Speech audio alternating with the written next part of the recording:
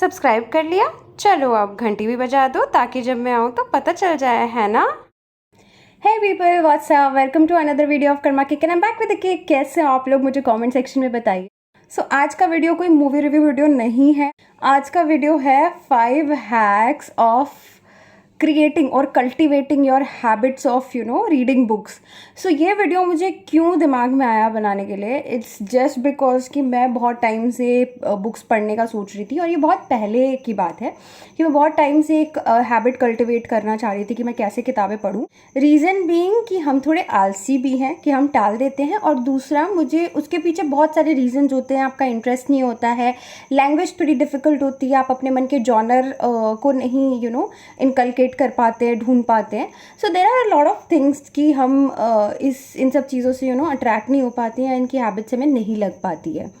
मुझे ये बताइए कि आप लोगों में कितने लोग हैं जो इस बात से रिलेट कर पा रहे हैं कि उनको बुक पढ़ने का तो बहुत मन है, बुक्स की रीडिंग हैबिट डालने का तो बहुत मन है, मतलब इनकल्टिवेट करने का तो बहुत मन है, लेकिन वो हो नहीं पा रहा है। बस ये लग रहा है कि चलो ठीक है, कुछ दिन बाद, बस कल से शुरू करते हैं। मैं लेके आई हूँ 5 ऐसे हैबिट्स, 5 ऐसी चीज़ें, तरकीबें जिसको हम सब बोल सकते हैं, जिससे आप अपनी रीडिंग हैबिट्स इनकल्टिवेट कर सकते हैं, राइट।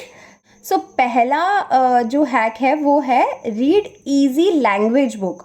इसका कोई फ़र्क नहीं पड़ता कि आप इंग्लिश लैंग्वेज में पढ़ रहे, हिंदी लैंग्वेज में पढ़ रहे, कन्नड़ा, गुजराती, किसी भी लैंग्वेज में आप किताबें पढ़िए जो आपकी जिससे आपको ईजी पढ़ने में ईजी।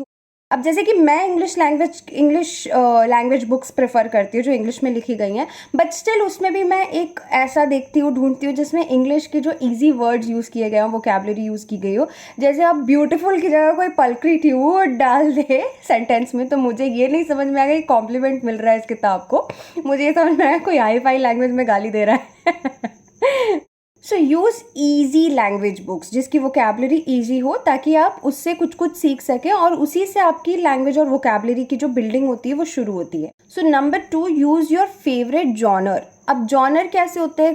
फिक्शन होते हैं, नॉन फिक्शन होते हैं, साइंटिफिक होती है ना। फिक्शन में भी आपको मतलब साई-फाई भी होती है, फिक्शन में भी आपको नॉवेल्स पसंद है या स्टोरी बुक्स पसंद है। नॉन फिक्शन में आपको माइथोलॉजिकल किताबें पसंद हैं, कि आपको अभी जो अपकमिंग बिजनेस रिलेटेड बुक्स पसंद है। इस तरीके के जॉनर्स होते हैं डिफरेंट, है ना।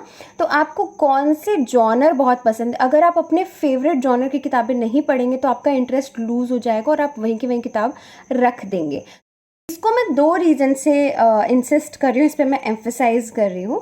रीज़न बीइंग, पहला तो ये कि आपका इंटरेस्ट डेवलप होगा, जैसे कि मैंने अभी थोड़ी देर पहले बताया कि आप अपने फेवरेट जॉनर की जो किताब पढ़ेंगे उससे आपका इंटरेस्ट बहुत ज़्यादा डेवलप होगा और उसको आप मन करेगा कि बार बार पढ़ें, या ऐसा मन करेगा कि एक ही बार में, जैसे हम सीरीज़ नहीं देखते अपने मन की, तो उससे क्या होता है कि रात भर में उसको फिनिश करते हैं। अगर कोई बहुत स्लो सीरीज़ होती है तो उसको देखने का मन नहीं करता, उसको लगता है कि बीच में ही बंद कर दें और बाद में उसको कंप्लीट कर लेंगे, बट वो कंप्लीट कभी हो नहीं पाती है।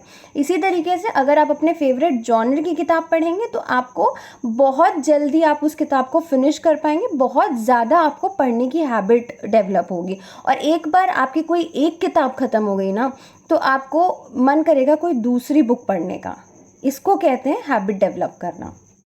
जॉनर का दूसरा रीज़न जो मैं बताना चाहती हूँ वो ये है, आजकल जो हम लोग बुक्स ऑर्डर करते हैं ना, वो अमेज़ॉन या फ्लिपकार्ट, मतलब ऑनलाइन स्टोर से ज़्यादा ऑर्डर करते हैं, राइट। तो उसमें क्या मोर लाइक दिस में दिखाता है, उसमें बहुत सारे सजेशंस आते हैं। जैसे नेटफ्लिक्स में जब आप कोई सीरीज़ ढूंढते हैं तो उसमें दिखाता है मोर ऑफ लाइक दिस, तो आपको उसी टाइप की सीरीज़ आपको यूट्यूब हो गया या नेटफ्लिक्स हो गया वो आपको सजेस्ट करती है। इसी तरीके से अमेज़ॉन भी जो है वो आपको आपकी जो जॉनर आपने चूज़ किया, जैसी आप किताब पढ़ना चाहते हैं उसी की तरीके की आपको और किताबें सजेस्ट करता है। तो आपकी एक लिस्ट बन जाएगी कि पहली किताब जब ख़त्म होगी तभी आप दूसरी किताब को ऑर्डर में डाल देंगे, पाइपलाइन में डाल देंगे कि ये ख़त्म होते होते तक आपकी दूसरी किताब आपके घर तक रेडी, और आप अपनी दूसरी बुक को भी पढ़ना शुरू कर देंगे। तो ये एक प्लस पॉइंट है कि आपको ऑलरेडी एक सजेशन मिलता रहेगा फ्रॉम अमेज़ॉन, या बहुत सारे लोगों ने जिस पर रिव्यू किया होगा ऐसी टाइप की किताबें आप पढ़ सकते हैं।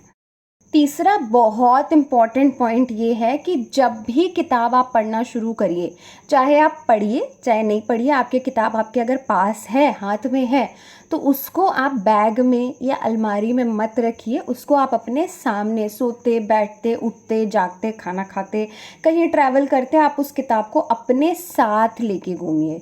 तो इससे क्या है ना, ये एक रूल है एक्चुअली, 6 इंचेस रूल, ठीक है।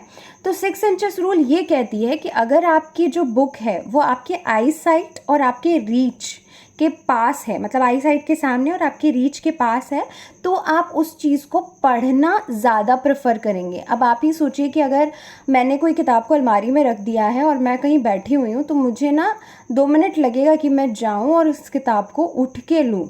आजकल तो वैसे ही मेरी आदत ही हो गई कि मैं जब कमरे में घुसती हूँ तो मैं भूल जाती हूँ कि मैं करने क्या आई थी।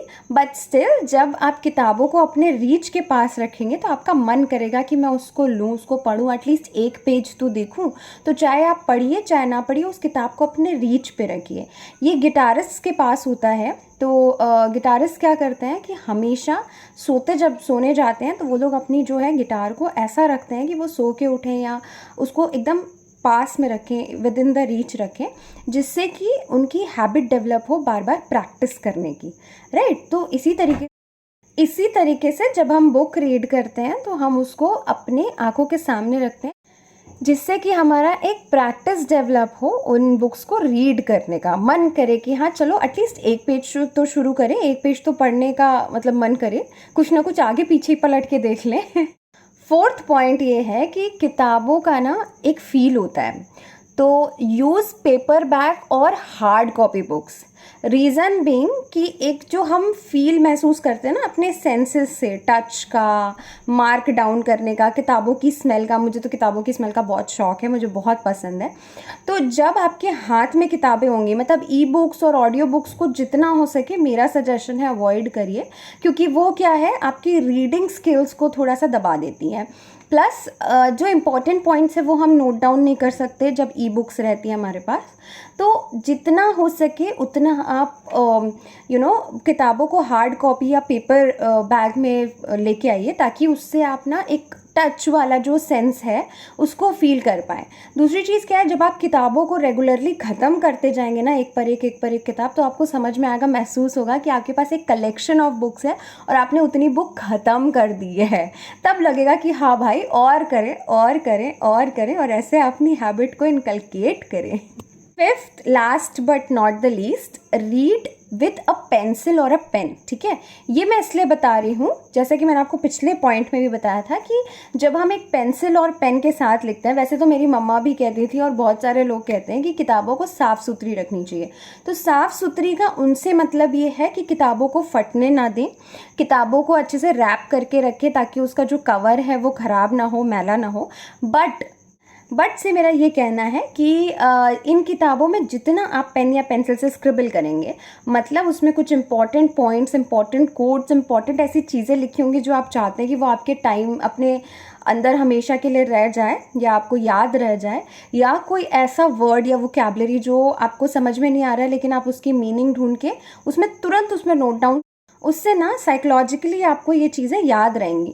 जितनी याद रखिएगा, जितनी भी हम एक्टिविटीज़ खुद करते हैं वो सारी चीज़ें हमारे दिमाग में एज अ मेमोरी फॉर्मेट रहती है। तो जितना हो सके बुक्स को मार्क डाउन करिए, स्क्रिबल करिए, keep a highlighter, keep a pen, keep a pencil with you handy whenever you are reading a book, right. Actually पिछले पॉइंट में मैंने last but not the least बोला था, but अभी मैं एक फ्री टिप देना चाहती हूँ। है तो ये फ्री टिप, लेकिन इसमें थोड़ा सा मैं पैसे की बात कर रही हूँ। किताबों को आप जितना अपने पैसे, मतलब जितना आप पैसा इन्वेस्ट करेंगे किताबों में, खुद से ऑर्डर करेंगे, ऑर्डर इन द सेंस आप अमेज़ॉन पे जाके ढूंढते हैं किताबें, पहली मेहनत, दूसरी मेहनत उसमें आप पैसे लगाते हैं, तीसरी मेहनत जब वो आता है तो आप डिलीवरी लेते हैं, चौथी मेहनत जब आप उसको अच्छे से मतलब मैं और ये एक्चुअली मैंने हैबिट अपने भाई से सीखी है। जब भी कोई बुक आती है तो उसको हम लोग टेप से रैप करते हैं, ठीक है, या तो एक सेलोफीन से उसको कवर करते हैं, जब पढ़ना होता है तो उसको निकाल देते हैं, उसके बाद वापस से उसको सेलोफीन में रैप कर देते हैं।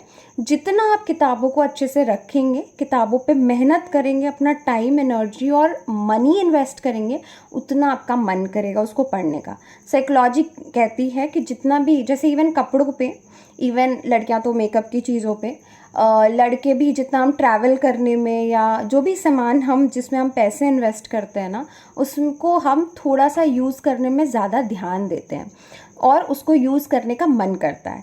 सो try investing a lot of time and money into books. और ये बुक्स जो हैं that will help you to grow yourself, your money 10 times.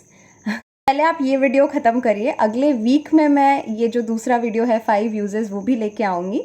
मुझे कमेंट सेक्शन में बताइए कि वीडियो आपको कितने काम की लगी और आपको इसमें से कौन सा टिप सबसे ज़्यादा यूज़फुल रहा है. अगर आपको ये वीडियो अच्छा लगा है तो हिट द लाइक बटन और जितना हो सके शेयर तो ज़रूर ही करिएगा.